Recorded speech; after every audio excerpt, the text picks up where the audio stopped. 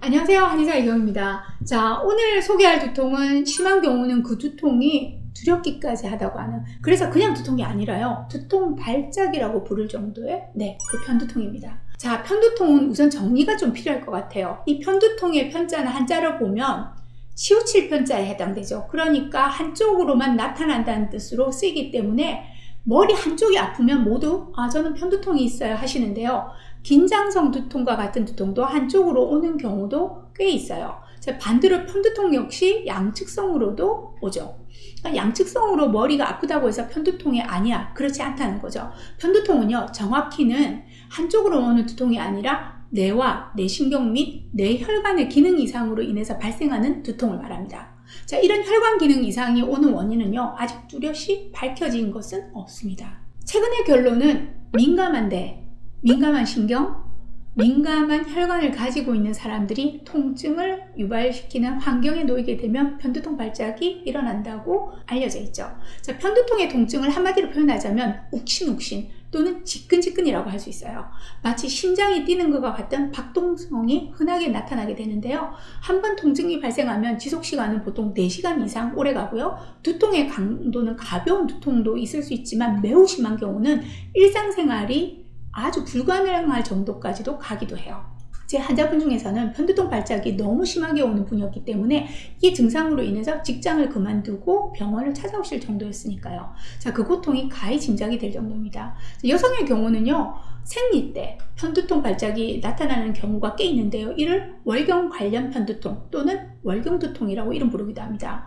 편두통의 가장 큰 특징은요, 두통 중에 동반되는 증상들이 있다는 거죠. 자, 예를 들자면요, 체하거나 소화기에 문제가 생기면 어김없이 머리가 아프거나 또는 반대도 있어요. 자, 두통이 시작되면서 꼭 소화가 덩달아 안 되거나 심하게는 구토를 동반하기도 하죠.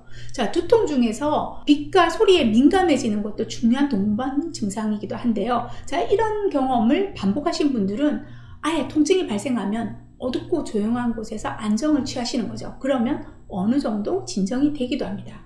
자, 두통 중에 구역감이나 구토, 빛과 소리에 민감해지는 증상과 함께 신체 움직임에 의한 통증의 악화가 이렇게 나타나다 보니까 일상생활에 큰 장애를 가져오게 되고요. 그러다 보니 가사일이나 학업이나 업무에 큰 지장을 초래하기도 해요. 일부의 경우에서는 편두통이 생기기 전에 조진 또는 전조, 우리 흔히 아우라라고 하죠. 이 전조라고 불리는 증상이 있기도 한데요. 전조 증상 중에는 시야의 일부분이 잘 보이지 않으면서 주변이 번쩍거리는 형태가 가장 흔하게 나타나요. 자, 때로는 언어장애나 한쪽 손발에 저린 증상이 올 수도 있어요. 자, 이렇게 골치 아픈 편두통 어떻게 해야 될까요? 극심한 두통이 오면 통증부터 가라앉혀야 되겠죠. 우선 예비치료법부터 들어가 보도록 할게요. 자, 전번에 모든 통증에 1차 치료를 쓸 수 있는 방법 이미 알려드렸죠. 복습 한번 해볼까요?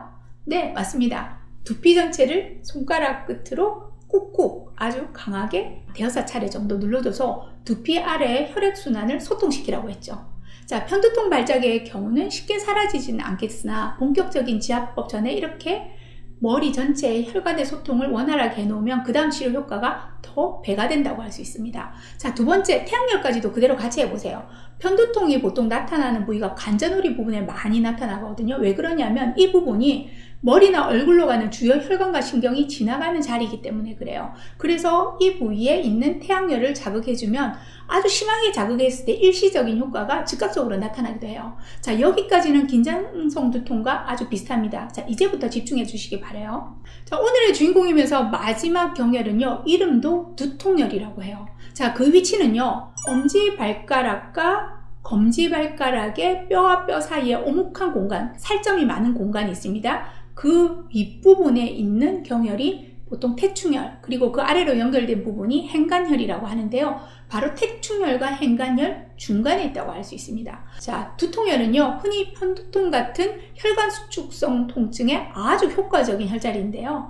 위치는 두통이 한쪽으로만 생길 경우에 반대측의 발 부분에서 치료를 해주시면 됩니다. 이 부위를요, 아주 아플 정도로 강자극을 해주시는 게 좋습니다. 실제 제가 진료실에서 침자극을 주는데요, 아주 빠른 속도로 진통이 되는 걸 많은 경험으로 보아왔습니다.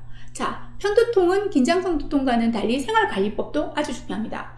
여러분이 모르고 먹는 음식들 중에 편두통 발작을 야기시키는 것들도 꽤 있는데요. 대표적인 음식물 5가지 알려드리도록 하겠습니다. 우선 첫 번째, 알코올이 있는데요. 맥주부터 시작해서 몸에 좋다고 생각하시는 포도주까지 거의 모든 알코올은 편두통을 일으킨다고 볼 수 있는데요. 알코올이 분해되면서 나오는 아세트알데히드를 밖으로 배출하기 위해서 혈관이 확장되면서 두통 발작이 생기는 거니까 평소 편두통이 심하신 분들은 알코올 피하셔야 합니다. 자, 두 번째는요, 카페인입니다. 카페인은 좀 복잡한데요. 어떤 경우에서는 편두통의 개선 효과를 보이기도 해요. 보통 커피를 마시면 좀 낫다고 하시는 분들도 계시거든요. 자, 문제는 양이 지나치거나 또는 아예 끊었을 때 문제가 발생하게 됩니다. 3잔 이상의 커피를 즐기시거나 커피를 갑자기 끊으면 반사작용으로 통증이 발생하기도 한다는 거죠. 따라서 커피와 홍차, 녹차 같이 카페인 함량이 높은 차는 물론이고요. 코코아에도 카페인이 함유되어 있으니 확인해 보시기 바랍니다.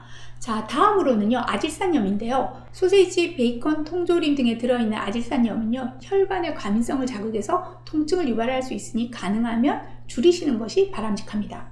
더불어 치즈, 버터, 레드와인 등에 함유되어 있는 티라민 성분도 뇌혈관을 수축시켜서 혈압을 높이는 작용을 하는데요. 자, 이후 혈관이 다시 팽창되면서 두통이 나타나게 되는 거거든요. 근데 티라민은 보통 건강식품으로 알려진 발효식품에 많이 들어있으니까 자칫 우리가 놓쳐버리기가 쉬워요. 자, 지끈지끈 나를 괴롭히는 편두통, 지압법과 식사법 개선으로 줄여보시기 바랍니다. 감사합니다.